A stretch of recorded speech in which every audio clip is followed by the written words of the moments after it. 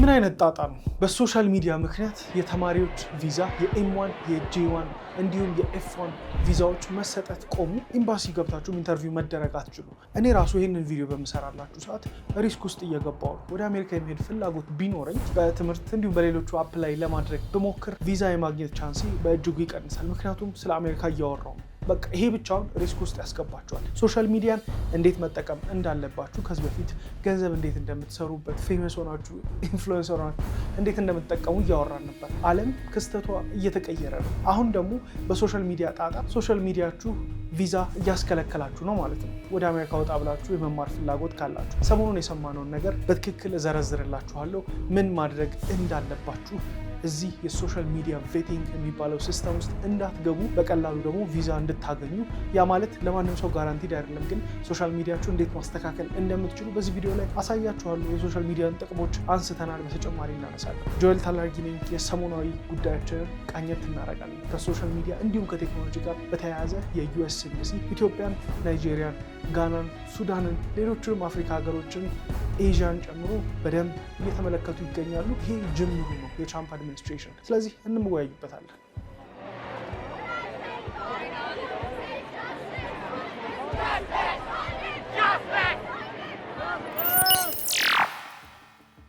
ይሄ ነገር ከጀመረ ቆየት ብሏል። ከ5 ዓመት በፊት የዩኤስ ኤምባሲ ቀጠሮ ለማስያዝ በምትሞክሩበት ሰዓት የሶሻል ሚዲያ ዩዘር ኔማችሁን ታስገባላችሁ፣ እነሱም ፊልተር ያደርጓችኋል ማለት ነው። ታዲያ አሁን ደግሞ ሙሉ በሙሉ ይሄንን ሲስተም እስከሚያስተካክል ድረስ የትራምፕ አድሚኒስትሬሽን ኤፍ1 ቪዛ ማለት ተማሪ ሆናችሁ አፕላይ አድርጋችሁ ስትጠይቁ የምታገኙት የቪዛ አይነት ነው። ታዲያ የኤፍ1 ቪዛ አሁን ትምህርት ላይ ያሉት እንዲሁም ደግሞ አፕላይ የሚያደርጉት አዳዲስ ሰዎችን አፌክት የሚያደርግ መረጃ ነው የሰማነው። እስከዛሬ እንደዚህ አይነት ነገር አልነበረም፣ ግን አይሆንም የሚባል ነገር የለም ማለት ነው። በጣም በሚያስገርም ሁኔታ ታዲያ ምን ማድረግ ይቻላል? አሁንም ደግሞ ቪዛችሁን የምታሳድሱ በትምህርታችሁ ላይ ያላችሁ አሜሪካ ውስጥ ያላችሁ ኢትዮጵያዊ ተማሪዎች፣ አሜሪካውያን እንኳን አፌክት አያደርግም፣ ኢትዮጵያዊ ተማሪዎች በእጅጉ ይመለከታችኋል። ከዚህ በኋላ ሶሻል ሚዲያችሁ እንዴት ፊልተር ማድረግ ትችላላችሁ፣ አጠቃቀማችሁ በምን መልክ ይሆን የሚለውን በደንብ እንወያያለን። እዚህ ኮንሰርን የሆናችሁ ሰዎች በኮመንት እንድታጋሩልኝ እጠይቃችኋለሁ። ስለዚህ ሶሻል ሚዲያ እጅግ ኢምፖርታንት የሆነ ነገር፣ ለመንግስቶች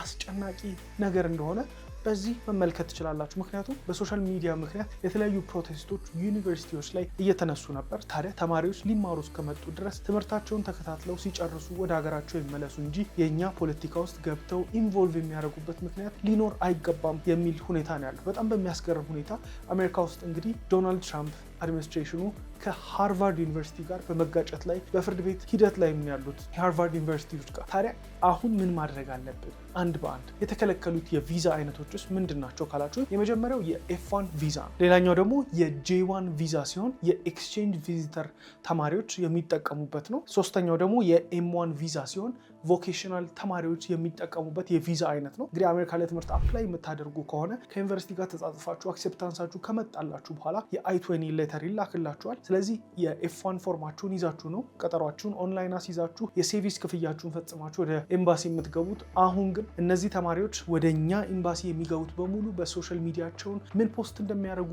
ምን እንደሚጽፉ፣ ምን ላይክ እንደሚያደርጉ ማወቅ ይኖርብናል ብለዋል። በሚያስገርም ሁኔታ እነ ጉግል፣ ፌስቡክ እንዲሁም ሌሎች የሶሻል ሚዲያ ካምፓኒዎች ኤክስ የበፊቱ ትዊተርን ጨምሮ አሜሪካ ውስጥ የሚገኙ ስለሆነ ሊያስገድዷቸው ይችላሉ ወይ የእኛን መረጃ እንዲያወጡ ማለት ነው። ታዲያ በቀላሉ ያንን ሲስተም ኢምፕሊመንት እስከምናደርግ ድረስ የቪዛ ጥያቄያችሁን ሙሉ በሙሉ አቁመናል የሚል አስደንጋጭ ነገር ነው ያስነሱት። በጣም የሚያስገርም ነው። እንዴት ተመልከታችሁት? ይህንን እንግዲህ ኢትዮጵያ ውስጥ ነው የምንኖረው። ኢትዮጵያ ውስጥ እንዳለን ሰዎች ለትምህርት እህት ወንድሞቻችን ራሳችሁም ወደ ውጭ ልትሄዱ ትችላላችሁ፣ ፍላጎትም ሊኖራችሁ ይችላል። እንደ ትልቅ ምሳሌ አድርጌ የማነሳላችሁ ነገር ሶሻል ሚዲያ ላይ ፖስት የምታደርጓቸውን ነገሮች እንደ ቀልድ አትዩዋቸው። ላይክ የምታደርጓቸውን፣ ሪፖስት የምታደርጉት፣ ሼር የምታደርጓቸውን ነገሮች ምክንያቱም ትልቅ ኢምፓክት ያመጣላችኋል። አሁን አሜሪካን እንደ ምሳሌ ወስደን የሰሞኑን ክስተት ለማስተማሪያነት እናደርገው እንጂ ከዚህ በኋላም ለምታደርጉት ነገር እጅግ የሚጠቅማችሁ የሚያደርጋችሁ ነገር ነው። በነገራችን ላይ ኤምባሲዎቹን ቪዛ ከሰጧችሁ በኋላ F1 J1 ወይም M1 ቪዛ በቀጣይ ያው ቪዛችሁ ተሰጥቷችኋል። የአውሮፕላን ቲኬት ቆርጣችሁ ወደ አሜሪካ የምታቆኑ ይሆናል። ታዲያ እዛ ኢሚግሬሽን ይጠብቃችኋል። ቪዛውን እንኳን ይዛችሁ 100% የመግባት ወደ አሜሪካ ቻንስ ላይኖራችሁ ይችላል። ምክንያቱም ስልካችሁ ይፈተሻል፣ እያንዳንዱ የምታደርጉት ነገር። ስለዚህ ቪዛችሁን ሪቮክ የማድረግ ስልጣን አላቸው። በቀጣይ ፕሌን ሊመልሷችሁም ይችላሉ። ስለዚህ በጣም ስትሪክት የሆነ ነገር ነው። ታዲያ ሶሻል ሚዲያችንን ምን እናድርገው? በጣም ማድረግ ያለብን ነገር ግራ ገብቶናል። እንዴት ነው ክሊር መሆን የምንችለው ከነሱ? የመጀመሪያው ነገር እንግዲህ ሶሻል ሚዲያችሁን በዩዘር ኔማችሁ፣ ያ ማለት በሙሉ ስማችሁ የምትከፍቱ ሰዎች አላችሁ፣ በሌላ አይነት ስሞች የምትከፍቱ አላችሁ። ስለዚህ እነሱ ክሬት ሊያደርጉት የሚችሉት ሲስተም የሚያጣሩበት መንገድ የእናንተን ስልክ ቁጥርና ኢሜይል ጋር ተያይዞ የተከፈቱ ሶሻል ሚዲያ አካውንቶችን ቼክ ማድረግ ነው። አያችሁ፣ በእናንተ ስም እንኳን ባይሆን አኖኒመስ ብትሆኑ፣ ፎሎወር ባይኖራችሁ፣ በስልክ ቁጥራችሁና በኢሜይላችሁ የሚከፈቱ ማንኛውም ሶሻል ሚዲያ አካውንቶች ፊልተር ሊደረጉ ይችላሉ ማለት ነው። ምን እንደምታደርጉም እንመለከታለን። ታዲያ ትክክለኛው ምክንያት ፕሮቴስት፣ ተማሪዎች አመጥ እያስነሱ ነው ብያችኋለሁ። ተማሪዎች ሊማሩ እስከመጡ ድረስ ከትምህርታቸው ውጭ ምንም አይነት ነገር ማድረግ የለባቸውም። በእጅጉ እንቆጣጠራቸዋለን፣ እኛ ጋር ያሉትን ተማሪዎች ጨምሮ ነው። ያ ማለት ከዚህ የምትሄዱት ሳይሆን እዛ ትምህርታችሁን እያጠናችሁ ያላችሁ ሰዎች በእጅጉ ይመለከታችኋል። ሶሻል ሚዲያ ፊልተሪንግ የሚባል ከዚህ በኋላ እንግዲህ አካውንታችሁ ላይ ያሉ ስለ አሜሪካ ፖስት የተደረጉ አላስፈላጊ ነገሮች፣ ኔጌቲቭ የሆኑ ፖለቲካል ኢምፕሊኬሽን ያላቸው ነገሮች በእጅጉ ማንሳት አለባችሁ። ከአካውንታችሁ ላይ አርካይቭ ማድረግ ትችላላችሁ፣ ነገር ግን ኮምፕሊትሊ ዴሊት እንድታደርጉት ሪኮመንድ ይደረጋል። ነገር ግን እነሱ የሚያመጡት የፊልተሪንግ ሲስተም እንዳልኳችሁ ሜታ የፌስቡክ እና የኢንስታግራም እንዲሁም ደግሞ ከቲክቶክ ውጭ፣ ቲክቶክም የቻይና ነው። ነገር ግን አሁን ምን አይነት ድርድር ላይ እንዳሉ ታውቃላችሁ። ከዛ በተጨማሪ ደግሞ ኤክስ ወይም ትዊተር እንዲሁም ሌሎች ሶሻል ሚዲያ ላይ የእናንተን አካውንት ከነሱ ሳይድ ባለ አድሚን ፓናል የማየት አቅም ያለው አይነት ሶፍትዌር ነው ማበልጸግ የሚፈልጉት። እንደተናገሩት ሙሉ ሲስተም ኖሮን ፊልተር አድርገን፣ ምክንያቱም እናንተ ፖስት ከምታደረጉትም ውጭ አርካይቭ ያደረጋችሁትንም ኮመንት የምታደረጉትንም አኖኒመስ የሆናችሁበትንም ለማየት ይፈልጋሉ። ይሄ ነገር መቼ ተጀመረ ካላችሁኝ ከ2019 ጀምሮ ሶሻል ሚዲያ ቬቲንግ የሚባል ነገር መጥቷል። ታዲያ ኤምባሲ ለመግባት ቀጠሮ ለማስያዝ የምትሞሉት ፎርም ላይ የሶሻል ሚዲያ ዩዘር ኔማችሁን ታስገባላችሁ። ባይ ዲፎልት ባክግራውንድ ቼክ ይደረግባችኋል ወደ ኤምባሲው ከመምጣታችሁ በፊት ትሬት ነው ለሀገራችን ወይስ አይደለም የሚለው። ስለዚህ ዩዘር ኔማችንን ማስገባት የጀመርነው እንግዲህ ከ2019 ጀምሮ ነው። ታዲያ ዩዘር ኔማችንን እዛ ቦታ ላይ በምናስገባበት ሰዓት ፎርሙ ላይ ዲኤችኤስ የሚያደርጉት ነገር የእናንተን አካውንት የክሮስ ሬፈረንስ ፖስት ያደርጋሉ። ታግ የተደረጋችሁበትን ፎሎወሮቻችሁን እንዲሁም ሃሽታግ የምትጠቀሟቸውን የፕሮቴስቶች ሃሽታግ እየተጠቀማችሁ ሶሻል ሚዲያ ላይ የተለያዩ ተጽዕኖ የምትፈጥሩ ከሆነ በእጅጉ ሬድ ፍላግ ውስጥ ይከታቸዋል። በመቀጠል ደግሞ አኖኒመስ አካውንት ነው ስም አይታወቅም ካላችሁ በስልክ ቁጥራችሁ፣ በጉግል አድሬስ፣ በስልኮቻችሁ አማካኝነት በደንብ ፎሎ አፕ ማድረግ ይችላሉ ማለት ነው። በቀጣይ ደግሞ የፖለቲካል ቪዋችሁን፣ ራዲካል ቢሄቪየሮች እንዲሁም ስለ አሜሪካ የምታደርጓቸው ትችቶች ካሉ ላይክ፣ ሪፖስት የምታደርጓቸው ነገሮች በእጅጉ በደንብ ይከታተሏችኋል። ወደ ኤምባሲም ለአፖይንትመንትም እንድትመጡ አይፈቅዱላችሁም ማለት ነው፣ እነዚህን ባይ ዲፎልት ፊልተር ሲያደርጉ። ሌላኛው ደግሞ ኤምባሲዎችን ከዓለም ላይ እንግዲህ በጣም ጠንከር የሚሉበት ምክንያት ኦቨርስቴይ የማድረግ እና ያለ መምጣት ነው። የተሰጣችሁን ቪዛ በትክክል ተጠቅማችሁ መውጣት ነው እንጂ ኦቨርስቴይ የምታደርጉ ከሆነ ትልቅ ኮንሰርን ያደርጋሉ። ስለዚህ ፐርሰንት ያወጣሉ ከእያንዳንዱ ሀገር ላይ ያለ ኤምባሲ። ከኢትዮጵያ 100 ተማሪ ሄዶ ስንቱ ተመልሷል፣ ስንቱ ቀርቷል፣ እንደዚህ አይነት ፐርሰንቶች ያወጣሉ። ታዲያ ኤምባሲ ላይ እጅግ ሬድ ፍላግ የሆኑባቸውን ሀገራቶች በደንብ ጠንከር ያለ ፖሊሲ ያደርጋሉ።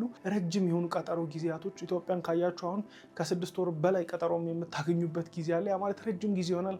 አንዳንዴ 3 ወር ያደርጉታል፣ አንዳንዴ ድንገት አፖይንትመንታችሁንም ካንስል ያደርጉታል። ታዲያ አሁን አፌክት የሚደረጉ ሀገሮች የተወሰነም ዝርዝር ተመልክቼ ነበር። የኤፍ1 የጄ1 እንዲሁም የኤም1 ቪዛን አፕላይ በምታደርጉበት ሰዓት ሊሚትድ ትራቨል ሂስትሪ ካላችሁም ትንሽ ችግር ይሆናል። ግን አሁን የምናወራው አሁን ስለተፈጠረው በሶሻል ሚዲያ ቬቲንግ አማካኝነት ብላክ ሊስት ከተደረጉ ሀገሮች ውስጥ አፍሪካን፣ በመቀጠል ደግሞ ሚድል ኢስት እና ሳውዝ ኤዥያ ነው። የተለያዩ ጦርነቶችም እየተደረጉ ስላሉ ከነሱ ጋር ዳይሬክትሊ አፌክት እንግዲህ ከተመለከታችሁ ትሬድ ዋር ተመልክተናል፣ የቻይናና የአሜሪካን እንዲሁም ደግሞ አሁን ሚድል ኢስት ላይ ያሉ የተወሰኑ ችግሮች አሉ። ስለዚህ ከዛ ጋር በተያያዘም እንዲሁም አፍሪካ ላይ የተወሰኑ ሀገራቶችን ሊስት አድርገዋል። እነ ናይጄሪያ ይጠቀሱበታል፣ ኢትዮጵያ ያለች፣ ጋና፣ ሱዳን፣ ሚድል ኢስት ላይ የኢራን፣ ኢራቅ፣ ኢጅፕት እና ፓለስቲን፣ እንደዚሁ ሳውዝ ኤዥያ ላይ ደግሞ የፓኪስታን እንዲሁም ባንግላዴሽ የተወሰነ ሊስቶች አይቻሉ። 100% የሆኑ መረጃዎች አይደሉም እነዚህ፣ ምክንያቱም እንደ ሪፍረንስ የተለያዩ ዌብሳይቶች ላይ የዜና ጣቢያዎች ላይ የተመለከትኳቸው ናቸው። 100% በእርግጥ ግን እነዚህ ቪዛዎች ለሁሉም አገር ላይ ላሉ